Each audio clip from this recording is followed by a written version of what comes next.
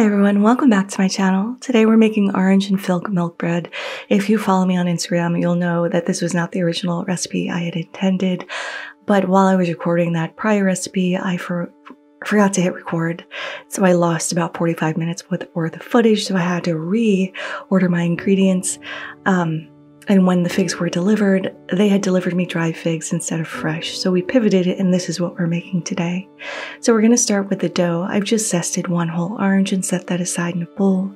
And then in a separate bowl, I have a quarter of a cup of warm water that we're adding in half of a tablespoon of sugar and 1 tablespoon of yeast. We're going to set that aside and let that bloom. Then over to the stovetop, I have 1 cup of whole milk that we're going to add a third of a cup of bread flour. We're using the Tangzong method of bread making here, which is a Japanese method.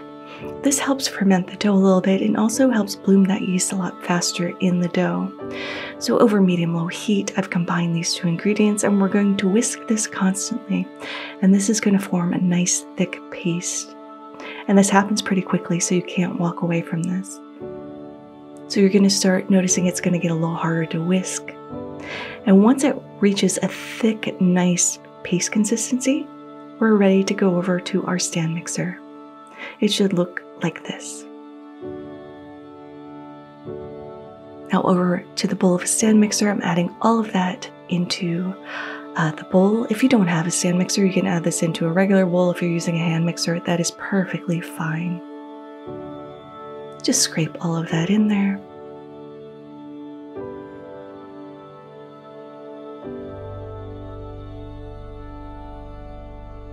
And then we're going to add a third of a cup of sugar, a quarter of a cup of olive oil, which is going to keep our dough really tender and moist, as well as add flavor, and then the zest from our orange. This is going to add a fragrance to our dough, and we're just going to start mixing this on low. Now I have 2 large room temperature eggs. I'm just going to add 1 at a time, letting that first one start to incorporate before I add in the second. Now we're going to add in our yeast mixture. It should be nice and frothy. If it's not, you have to start over with a new batch of yeast because that is obviously not alive. I keep a huge bag of yeast in my freezer. I've had it for a while and that seems to work really well with keeping my yeast nice and healthy. I'm just turning up the speed of my stand mixer just to start incorporating all those ingredients. And so they all get to know each other. Now I have 450 grams of bread flour that I've measured out or weighed out. Because we're baking, we need to have these exact measurements. I've turned off my mixer because I don't want a huge cloud of flour, which I tend to do if I don't turn off my mixer. And I'm just adding this in increments. I'm letting that small amount incorporate and absorb some liquid before I start adding in a little bit more at a time.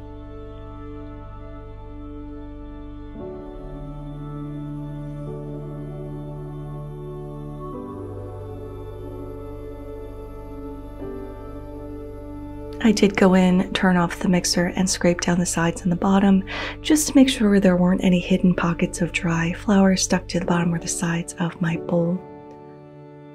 Once all the flour is in, we're going to turn up the speed of our mixer and let this knead in the mixer for 7 to 8 minutes. And while that's kneading, I'm just oiling a bowl with some olive oil just to reinforce that olive oil flavor that's going to be in our bread. It's going to be subtle, but you'll definitely be able to detect it.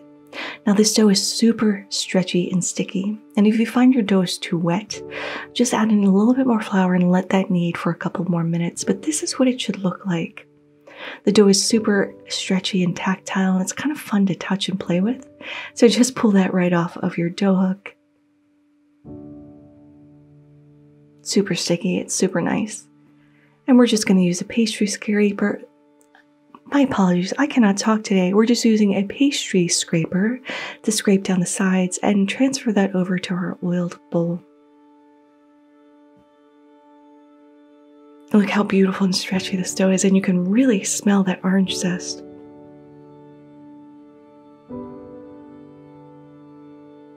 Just make sure you get all that dough in there. And we're going to flip this around and we're going to cover this and let this sit in the fridge for 24 hours. It's going to add a more intense flavor to this dough. So now it's the next day, and I have about a cup of dried figs, those infamous dried figs, that I'm just using a clean pair of kitchen shears to cut in half, just to make it easier for my blender, or you can do this in the food processor as well. I do have a separate pair of shears for food and for other kitchen tasks, because I don't want anything to get contaminated. And these are my food shears, so I'm just giving these a nice little choppity chop in half.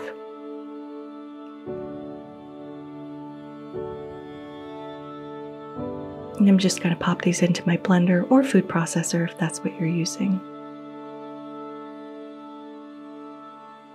Gave it a little look-see and decided to add a couple more. We also need 1 cup of orange juice. It actually took me 2 oranges for 1 cup. I thought my brute strength was going to be enough to extract as much juice as possible. It was not.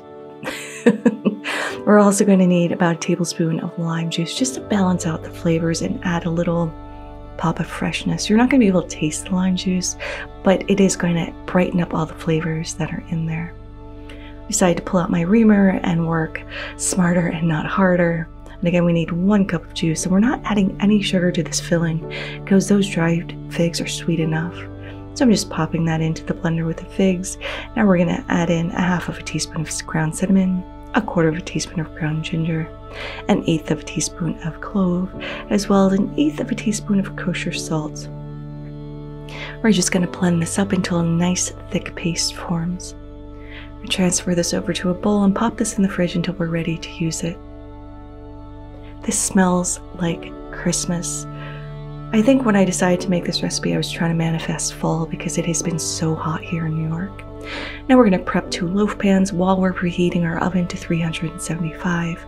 I've just sprayed them down with low oil. I don't have 2 matching loaf pans in the correct size. These are 9 by 5, and the other one is, I think, 8 by 4.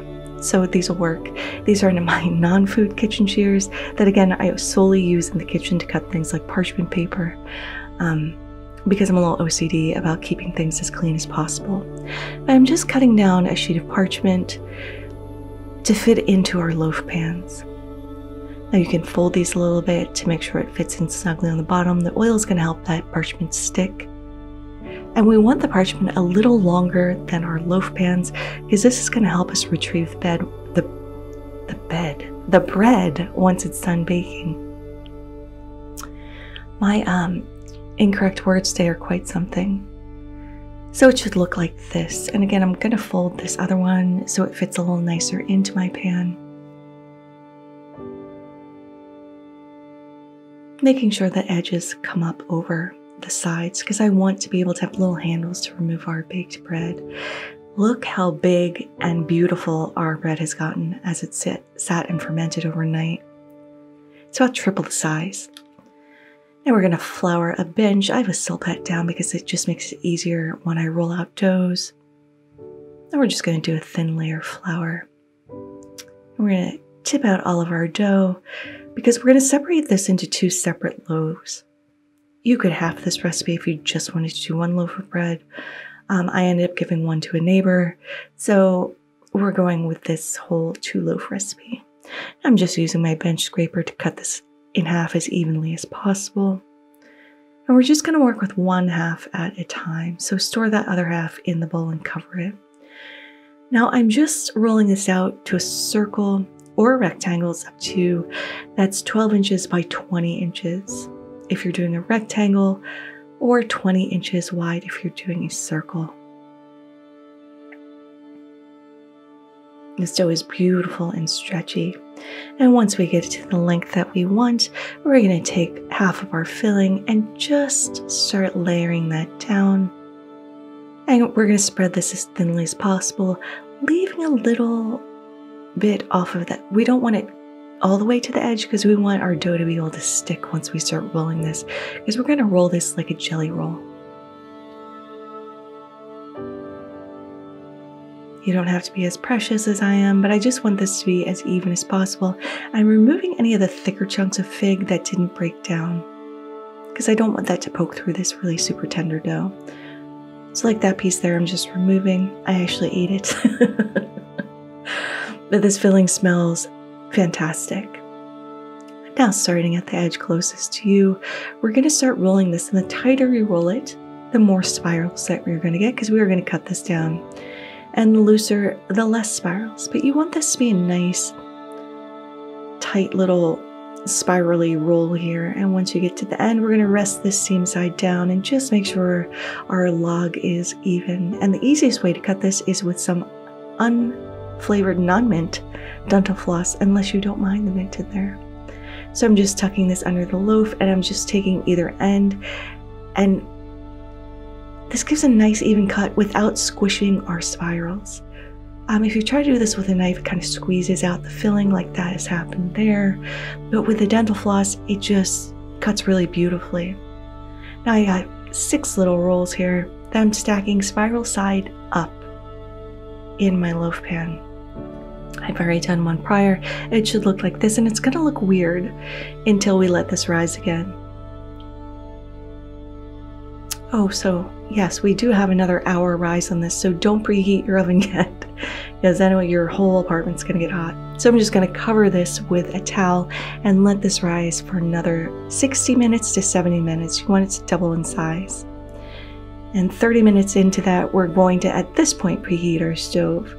Now when we're ready to bake and our oven is nicely preheated, again, apologies for my mispronounced words, we're going to brush this with a little egg wash. And then we're going to tent this with a little tin foil, because we don't want that top to brown faster than the rest of our loaf bakes.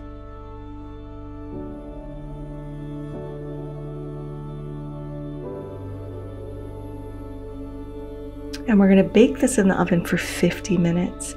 And once it's nicely all golden brown, we're going to take off our little aluminum foil tins, and we're going to let this cool down for about 5 minutes.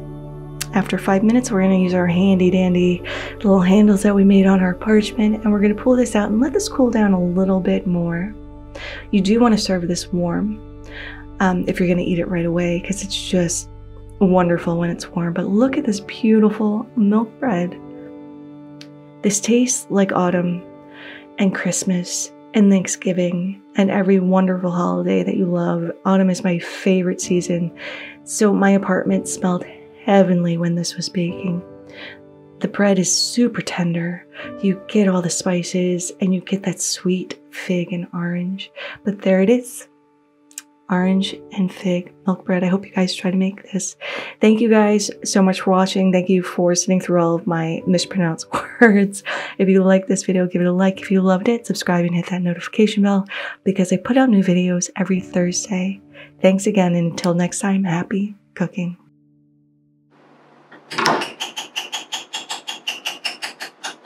This is like wallpaper glue, but that's what you want.